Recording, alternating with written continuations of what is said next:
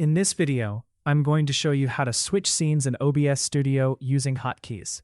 So as you can see, I have multiple scenes set up in OBS Studio. Normally, I would need to click on a scene to switch between them.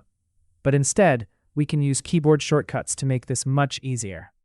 First, open OBS Studio. Then click on File at the top and select Settings. From the menu on the left, click on Hotkeys. Now scroll down until you find your scenes. You'll see an option called Switch to Scene underneath each scene name. Click inside the box next to your first scene and press the key you want to use as the hotkey. For example, I'm going to use backspace. Now scroll down to your second scene. Click inside the Switch to Scene box and press another key. I'm going to use the H key. You can repeat this process for any other scenes you have. Once you've finished assigning your hotkeys, click Apply, and then click OK. Now whenever you press those keys on your keyboard, OBS Studio will automatically switch to the scene assigned to that hotkey. And that's how to switch scenes in OBS Studio using hotkeys. If you found this video helpful, consider leaving a like and subscribing for more OBS Studio tutorials.